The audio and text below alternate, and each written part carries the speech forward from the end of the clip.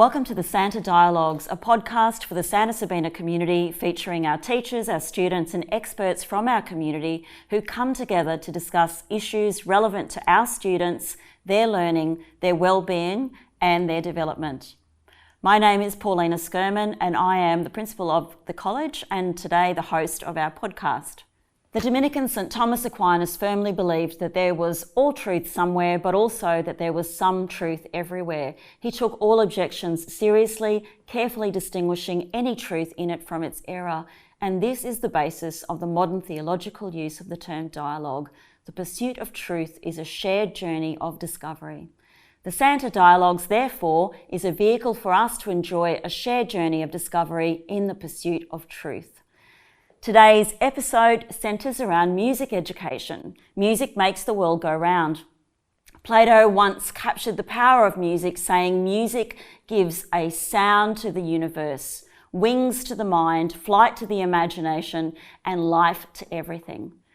There's much research dedicated to the benefits of music education, and they range from improving language and literacy skills, enhancing working memory, executive functioning and capacity, self-regulation, and academic attainment. A recent study published by the University of Southern California states that music is an activity that helps students work out their emotions, developing empathy and pro-social behaviours in turn, strengthening connections to their school community, and contributing to improved creativity, confidence and cooperation. And as a college, we value music education, and there is a significant commitment to delivering quality, sequential and ongoing music for every child at our school because of music's power to enhance learning, improve wellbeing and just generally bringing joy. Today I'm joined by ex-student Elizabeth Unan from the class of 2011, who is quickly gaining a reputation as one of Australia's finest young composers. Elizabeth is currently the composer in residence here at Santa Sabina College. She holds a Bachelor of Music in Composition with First Class Honours, a Master of Music from the Sydney Conservatorium of Music, and an Artistic Diploma from the Curtis Institute of Music. Most recently, Elizabeth's been awarded a 2024 Australian University's John Monash Scholarship from the General Sir John Monash Foundation. And this scholarship will enable Elizabeth to study a doctorate in composition overseas next year. Welcome, Elizabeth. Thank you. Beside me here we have Isabella Peterson. Isabella is in Year 12 and she's been singing for nearly 11 years. She also plays the guitar and the piano, and beyond performing, she loves composing music. One of Isabella's aspirations came to fruition when she was invited to compose last year for our music gala, contributing Free to Dream to embody the theme of speaking your truth. Her years at Santa Sabina have instilled in her the value of diverse perspectives gained by empathising and understanding others' experiences. And on this side of me, we have Year 4 student Aidan Curran, who plays the double bass and the electric bass. Coming from a musical family where both of her parents were classical musicians, Aidan took to the double bass very, very quickly. Aidan is just 10 years old and she's preparing for her 6th grade Amy B exam in February next year. After her first year on the bass, Aidan joined the Sydney Youth Orchestra and has spent 2 years playing in an ensemble and most recently sitting principal at her section at the Sydney Opera House. Since coming to Santa Sabina this year, Aidan's been a member of the primary chamber ensemble and Sinfonietta and has been invited to participate in the senior ensembles next year. Welcome, Aidan. And of course, we are thrilled to have our teachers with us today as well. We've got James Pansini, who is one of Australia's leading conductors of youth instrumental music. Alongside his work at the Sydney Youth Orchestras, he's also Head of Music Performance here at Santa Sabina College, lucky us. James studied trumpet and conducting at the Sydney Conservatorium of Music. His performance highlights include performing as principal trumpet with the Sydney Youth Orchestra, Australian Youth Orchestra, and performing as a member of the Sydney Symphony Training Orchestra. James also has taught a number of trumpet students some who now hold down very significant and senior leadership positions in major Australian symphony orchestras. And as a conductor, James has worked in and run many of the finest instrumental music programs for young people. I'm also joined today on the panel by our new Director of Music, Amy Richardson. Amy is classically trained as a soprano. Amy graduated with a Bachelor of Music, majoring in classical vocal performance in 2001 from UTAS Conservatorium of Music. She's performed in opera, oratorio, concert work and recital contexts, while also making contributions in jazz, music theatre, gospel and contemporary idioms. A state finalist in the Telstra Small Business of the Year Awards in 2005, Amy established successful music schools, community choirs and small businesses around the country before she turned her attention to the music classroom, thank goodness for us. A passion for passing on the love of music to the next generation founded her love of education psychology with a specific focus on intrinsic motivation. She graduated on the Dean's Roll of Excellence and with a master's degree in teaching from the University of New South Wales. Welcome everyone. Those bios are very impressive, and today we're going to talk about the thing that you love most, music. And for the three adults in the room, you have made music your career. So absolutely you are connected to music for the long term. So let's talk about how this love affair with music started. And might I just say, this isn't just for people who want to make music a career. We want to talk about music today also in general and how it's great for everyone, not just the virtuosos in the room. Is that the right word? Absolutely. Perfect. All right. So Aidan, I love that your mum said to me that the bass spoke to you. Tell me a little bit about how you started with your little love affair with the bass and your love of music. Well, when I saw the bass, I just loved the deep, rich sound, and I just came home one day in the car and I'm like, Mum, I want to play the bass, and they were really shocked, and my mum was really happy. So what instruments do your parents play? My mum plays piano and my dad plays violin. So you were going way away from the family story there. Yes. All right. And you chose an instrument, that's it behind me, isn't it? You chose an instrument that's actually bigger than you are. Yes. And how do you manage this massive instrument? I don't really have to manage it. My mum helps me most of the time. But when I'm getting off and off stage, there are usually some people that help me with all my other things. So the message to everyone out there listening is you can play anything, even something that's 10 times bigger than you are, because someone's going to help you do it. Yeah? All right, and we're sitting here beside me. Your voice is your instrument, Isabella. How did you fall in love with singing?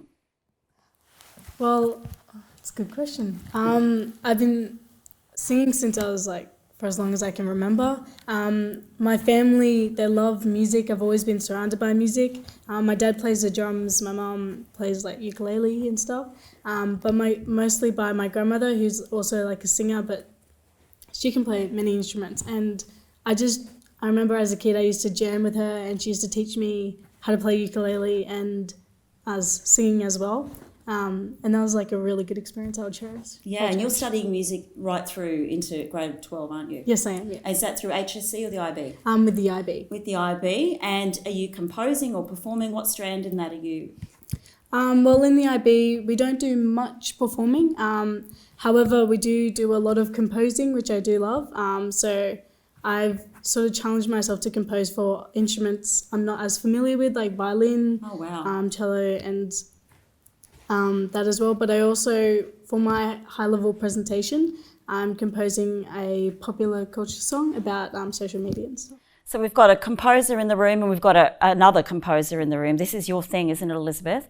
So you started playing music here at Santa Sabina in grade 5, is that right? That's right, and I may just also add that Isabella has also performed her own works, which is an amazing achievement. I don't think that should be left out. But yes, my musical journey actually started here at Santa. I joined the college when I was 10 in 2004, year 5, and 2004 was the 110th anniversary of the college, and at that time a new school song was being written by Gary Munger, I had the distinct privilege of writing the words of the first verse with some other peers of mine. And I remember feeling this thrill of excitement, and I thought, oh, perhaps I could have a go at writing the music. And I'll never forget that sense of this vista of possibilities opening up to me suddenly. And then to be able to fulfill that very first musical dream almost 20 years later, to be able to write another school song, is such an honor and a privilege to be able to give back to the community that has served me so well. And I look forward to continuing to contribute my talents in as many ways as I can. And it all became a reality for me. Here at the college? Here at the college. So do you have musical parents? No.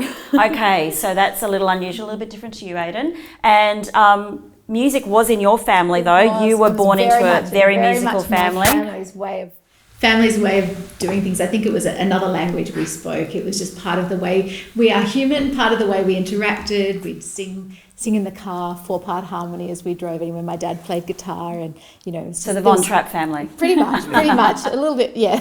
And yes, it was fun. It was a really happy childhood, and really very enriched. I think it was kind of inevitable that music would just be part of my life forever. But yeah, obviously skill and training kicks in at some point. Instinct and the environment you're in is one thing, but training needs to kick in if you're going to take it somewhere. So yeah, that was later on.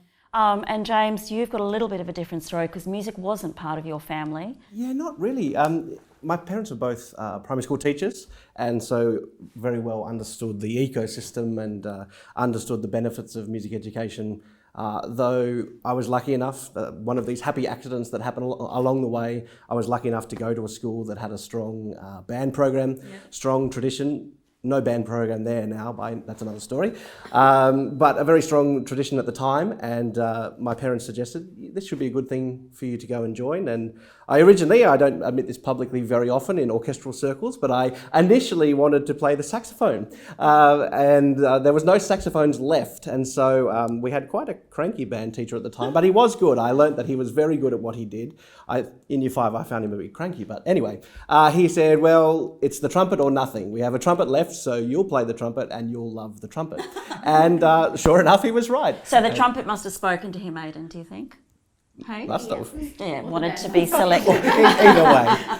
And so from that moment, thankfully in my town in the Blue Mountains, we had a terrific trumpet teacher who happened to be a world expert, literally in his field, that just ended up, you should go have lessons with him, and then he ended up actually taking our band as well. So again, a happy accident along the way, but certainly support from parents. I think that's a key thing that we'll come across today. It's not about necessarily the parent has to be a world authority on a particular instrument or music, but there is a good degree of support to encourage students, just like you wouldn't feed students ice cream every night for dinner. There is some work required to encourage people to stick at that instrument. I think it's really interesting that, sitting around here, we've got people who did come from musical families, some who didn't, and yet what we want to do here is give every single child at our school that opportunity, A, to fall in love with it, B, though, because of everything else that music brings us. Like, music isn't just about playing in an orchestra or playing in a band, although those things bring, you'll develop your capacity for discipline and creativity and collaboration, I guess. But it's also about just the joy of music, being able to relax in it. Like, I did piano till grade 3, and I can now still sit at the piano and tinker along and have and it didn't become my career, but it's always been something I really valued. And so today we're trying to make it accessible to all children, all students, because of the benefits that it might bring them. So Amy, here at the college, we start young. So Mary Bailey House, our little ones in the early education space, what happens with them? So we just believe that singing is central to the human experience, but the school that sings was the draw card that brought me to Santa, the school that sings, and singing is central to the human experience. You look at every tribe, developing in isolation from one another around the world. We've all stumbled into some kind of musical expression because it's about what it means to be human, and it's the richest way of being well and happy as people. So we want all our kids at Santa singing. They sing from Mary Bailey House all the way through as part of their core curriculum. Singing is just how we do things. And the Kodai philosophy that underpins a lot of our practice, it's very much sing first, play second. We want kids hearing the music in their heads, able to articulate it before they can even press the notes. It's one thing to press buttons, but we want kids richly engaging their minds and their brains with music before making it. I would say that most of you wouldn't want to hear me sing. So no, you wouldn't. But I do love it. Yeah. And in fact, I don't mind a bit of karaoke with a friend of mine called Cinnamon. However, it isn't something that we're all good at from the day we can speak. You clearly could sing at a young age and hit the right notes.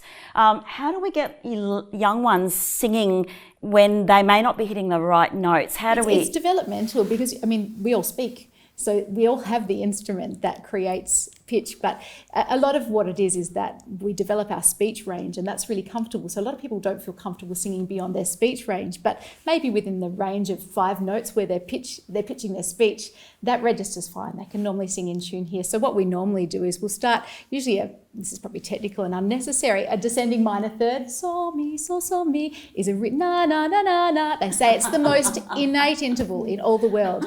And I've taught people who are tone deaf, and we start with na, na, na, na, na, and then I get them moving up and down the scale and finding the limitations of their range. And then we can start adding more notes. So yes, it is absolutely possible to anchor it. It's just about muscle and connecting the ear with the instrument. It is about the ear, isn't it? Yeah, the ear and the instrument. The ear and the instrument. And the voice we can all access, even if we don't have a bass or a guitar. Everyone has a voice, so we can use that. So we actually here at the college make sure that every student from year 2 is either learning the cello or the violin. Or viola. Yeah, string instruments first. And they go through, and that's happening within the classroom, that's within the curriculum. And then my understanding is that we have in our school 230 private lessons each week. These are some fat stats. 30 co-curricular ensembles, 40 private tutors, and 1 composer in residence, like a partridge in a pear tree. There you are. And so we really are immersing our children at this school from a very early age in hearing it, and maybe na na na na na. Kodai says that every musician needs a well-trained hand, a well-trained heart, a well-trained ear, and a well-trained mind. So we want all of those things to work together. So talk to us a little bit, James, about the benefits that you think, apart from music making you musical, what other benefits are there for young people? So you mentioned some of that very recent research, and thankfully these days we have so much research at hand, and there's some wonderful people who've been really delving very deeply into what it is that music does, not just from the academic angle, which is very firmly proven by this point, but also now more looking at some of those wellbeing and social emotional angles that particularly playing in a team or playing in an ensemble really helps to build. So, and I was reading recently that music connects us, and what we know is that the number one factor in well-being is connection and relationships. And so music is one other avenue that brings us close to people. So that well-being space post-COVID is really important. Absolutely, and particularly here across year groups, that's one of the wonderful things that the musicians find their tribe here at Santa Sabina. Even the non-musicians, they find their way into this world. And they will be with these other students for a long time, potentially, right the way through primary, all the way through. And as we'll talk about a little bit later on, further on into the professional or the musical world, if they so choose. It's like Aiden meets Isabella. We've got year 4, we've got year 12, but when they're brought together in music, same concept. They're together and connected in this whole other family that we have here at the college, which is really beautiful. So we've also got working memory supposed to be better, apparently children's executive functioning, which is the number one thing we all want our children to be able to self-regulate, be organised. Elizabeth, talk to me a little bit about the benefits that you think music education brings. Well, being a rather shy child, I found that having the opportunity to perform at Santa in front of my peers on stage, it really gave me the confidence to express myself, to use the instrument as an extension of my voice. And now, of course, I express my voice also in composition. But I was in every ensemble that the school offered me. Perhaps I did do a sport, so I balanced it out. But to have that platform to try new things, it really gave me the courage to also believe in myself. And music, it infiltrates every other, I think, sphere of my life.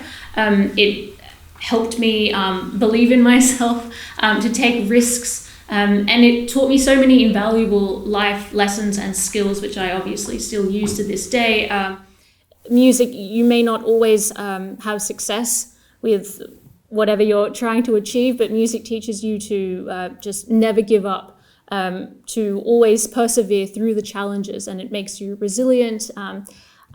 It's just incredible, and I feel so lucky. I've been down there when you're all playing in the orchestra. I've heard Mr. Penzini giving that feedback that's pretty immediate, and then you have another go and you fix it again. And like some of the research we're hearing at the moment is children don't like feedback at the moment, they just want praise. But in music that doesn't happen. You're actually saying, this is how you're going to fix this. And then you hear it And it might take you a while. Yeah. You know, and that's one of the really exciting things. There's immediate feedback and things that can be worked on, but it's also over a long period of time, that constant feedback.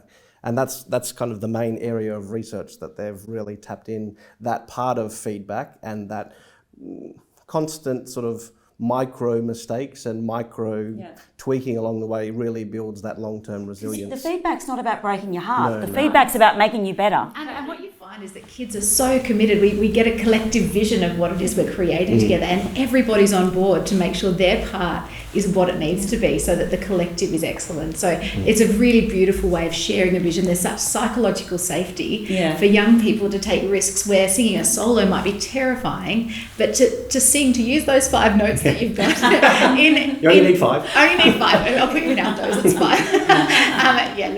To use those in the safety of a group context, and you can actually develop the same kind of confidence as if you were singing solo, and you'll draw on that later in life as a public speaker. So many wonderful things. So, and Isabella, you have spoken a little bit before to me about the way you think that music and performance has shaped you as a person, not just an artist. What are some of those things that you think music has brought to your life in general as a human? Well, it's taught me a bit of emotional grounding as well. So music is something I can turn to express myself, as well as Mr. Pansini said, also communicate with some other people. Like it allows me to talk to other people in across year groups, and to form new connections with common interests. It also taught me to step out of my comfort zone and to be more confident and to put myself out there into those uncomfortable situations. Yeah, and I've seen you sing at Assembly, and I have to say that, it was inspirational watching the audience watching you sing, because they were in awe of you, and you're also giving them the courage to take a risk, which is pretty exciting, that you can inspire other people. What about you, Miss Aiden? Tell me about what you think music does for you as a person. I think it makes you way more patient, and it also, you can just sort of a little place where you can escape. And darling, what about how much practice do you do a week to be, to have the role that you have, and to be the principal, the person who's the best of your group? That's what that means, doesn't it, in lay terms? How much practice do you have to do as a 10-year-old to get to where you are, or to keep getting better even? Well, how much practice I do is 7 hours a week, but it's not it's like if you think taking a break is a good idea, it's not, because you lose all your technique and stuff that you've done. Okay, so you've got to keep going? Yeah, saying even taking 2 days off. Yeah. Did you ever think when you started, was there ever a time you thought, I don't want to do this anymore? Have you ever had that thought? Yes. You have? And how do you keep motivated and stay with it? Well, I just know that I'm only saying that because I'm tired of making so many mistakes, but that's just proof that you're trying and you're getting better every time. So what you're telling me is you're learning to persevere. Yes. You're building stamina. Yeah. You're building resilience. Yes. That's pretty awesome for a 10-year-old girl. And do you think this instrument is helping you learn all those things? Yes. Fantastic. And James, what age do you think is best for our musicians? What age were you, darling, when you started? 8? 7. 7. Okay. What is best? We're really lucky here in that we've been able to structure a program and a curriculum, Peter 12, to make sure that some of those decisions are helped along the way. So obviously we start with singing and singing all the way through. Singing is far more important than any instrument, and I admit that publicly. Here we go. Thank you. Without that singing foundation, it doesn't really matter what we do when we get on an instrument. None of them sound very good. So having that foundation first. Strings and percussion are usually a good place to start from a coordination and a motor controls point of view. So that's why we usually start around year 2 for strings. But strings can start much earlier than that if people would like to. There's opportunities for strings to start in prep and in Mary Bailey, and there are some students Private tuition as yeah, well, that's right. offered at the college. Yeah. So some start there, and then as we move our way through towards Joy House in year 5 and 6, that's when the girls will have the opportunity to branch out onto more brass, woodwind, percussion instruments, and so it's quite scaffolded for them to help make those decisions. Though of course there's other ways in and around that. We would try and guide them to the right instruments at the right time, and then obviously the ensemble opportunities open up for them from those decisions as well. So it's not really easy here to give up. You kind of have to stay with it. And then, because I was reading somewhere that they should stay with an instrument for 3 to 7 years, really, that you don't give up under the 3 years. And something more like 10 to 17 to be at the very highest end. So it really just depends on someone's aspirations, of course. But the most important thing, forgetting all the research, is that if students haven't started an instrument by age 11, they're far more unlikely than likely to ever play an instrument. Right. So some of those advantages just are out the door. So it's really, the most important thing is to get on that instrument and to have those structured and sequential experiences. And everybody is treated the same. So whether they choose to go on with it all the way through, right to year 12, it's totally up to the student as to where they would like to go, and we'll help structure that for them. But the opportunity of being involved is the most important bit, I think anyway. Yeah, absolutely. I mean, we're pretty lucky here, aren't we? We get to perform at places like the Sydney Conservatorium, we get to perform at the Town Hall, pretty awesome venues, and we have a very close connection with Sydney Youth Orchestras. I mean, you work for them and for us. What's that external relationship like? How important is that to Santa Sabina that we are connected to Sydney Youth Orchestras? Yeah, I think it's incredibly important. It gives us that another layer of our music program that, regardless, no school can create that combination of schools and people from all around Greater New South Wales. There's 800 students coming together weekly. Again, it's about our students then finding a wider and more extensive tribe of people that they can then engage with as well. And for those that do want to continue on in a sort of professional trajectory, they have a network then of people that they know. The opportunity to perform in wonderful venues, I call it the ultimate music classroom.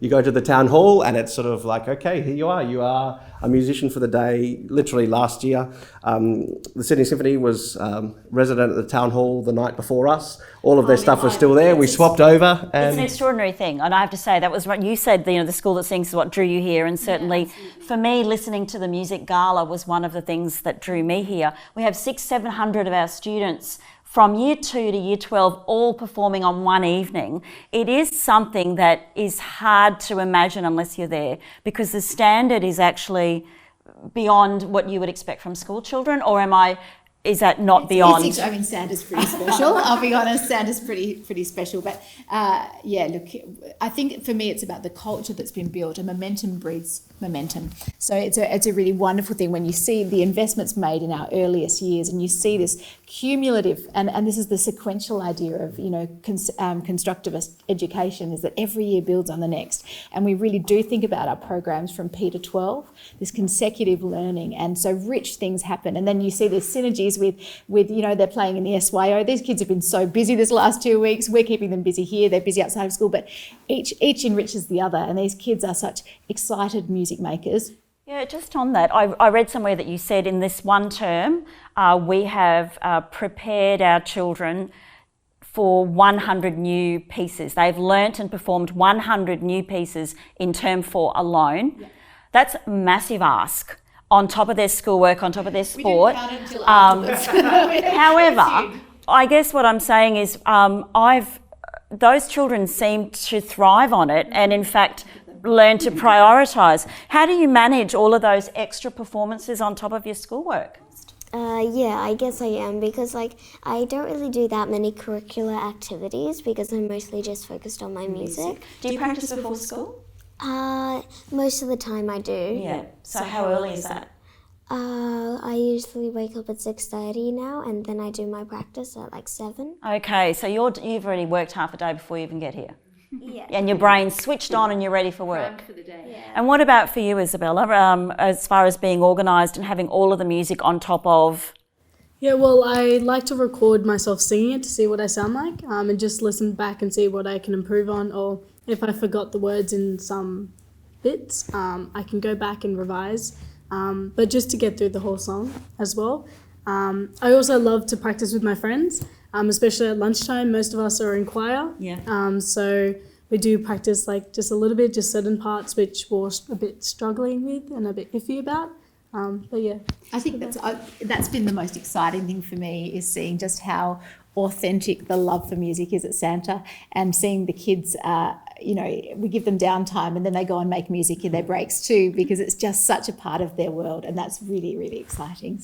So I know that we're probably about to finish up here. What I would like to finish on though is just for parents who aren't sure, they can wait, is what we're saying, until they get to Santa Sabina, where we will take care of everything. Absolutely. Yep. We've got you sorted. But if they want to, their children can start earlier. And how do they get them to choose the instrument? Is it what the child loves, or is it what the man says? You've only got a trumpet. How do we get them? Does the child have a say or not? Thankfully, it's improved a little bit since my time on the whole. So again, once they're here, we will guide them through the process, and they'll have a chance to. Research suggests that the most important thing is obviously that they are attracted to the timbre or the sound of a particular instrument. That is kind of the most important thing, not even so much whether they can physically play some things straight away, but that the student is attracted to the sound that instrument makes. Otherwise, it makes practice a little bit difficult. Yeah. And I know some children start with one instrument and then move to another as they start to explore what's going on. As long as those autonomy supportive practices helping engage the learner, priming their environment to make sure this rich habitus is set around them, where music loving is just something that is consequent of every day. So you can play Dire Straits at home. It can be anything. I'm glad you do. Absolutely. Make sure music is around your child all the time. Make it irresistible, and they will fall into it, and then just be ready to scratch any itch. If they say, I want to play piano, just get those piano lessons going, just jump on it. All right. Any other tips before we finish for parents who are getting their children involved? Should they nag their children if they don't practice? Gentle reminders. Gentle reminders. Link it to their child's goals. Figure out what the child wants to get out of it, and then link all reminders of practice to what is it that you want to get out of this. And is it extrinsic or is it intrinsic? Intrinsic, absolutely. Okay. If we can position kids for intrinsic motivation, then we can have them love music for life. As soon as you remove extrinsic parameters like rewards or punishments, the love of it falls off. So we want kids to really ignite that thing that we want it in their soul. We want it in their heart. We want them doing it at lunchtime with their friends. Yeah, fair enough. And get them to speak to us. Yep. Sometimes we find out down the track, Sarah's lost interest in the clarinet or whatever it is. Not that it's too late, but it's further down the track. There are other ways that sometimes you can motivate someone. Yeah. Maybe they need to change up what they're doing, but contact us and we'll try and help and find another way. Yeah. There's always another way. We've got specialists here who will help with that. So. Do you want to say anything, Isabella, before we finish? I think it's all good. All good? All good? Anything you'd like to say, Aidan? When I'm playing, I sort of feel like just sitting there and playing, not really trying. You get stuff, you get something out of it, but I feel like when you really engage with the music, sort of just let it take over your body, feels really nice, and sort of like you're being a storyteller. And I think we'll close on that note, because I know that I watch Mr. Penzini sometimes when he's conducting, and I can see that it's taken over his body and he's loving every moment of it. And so it becomes quite an emotional experience watching you, listening to it, and watching you love music. Can I thank you all so much for all you do for music here at our school? And I can say that if anyone wants their child to learn music, send them to our school and we'll look after them. All right. Thanks, everyone. Ta.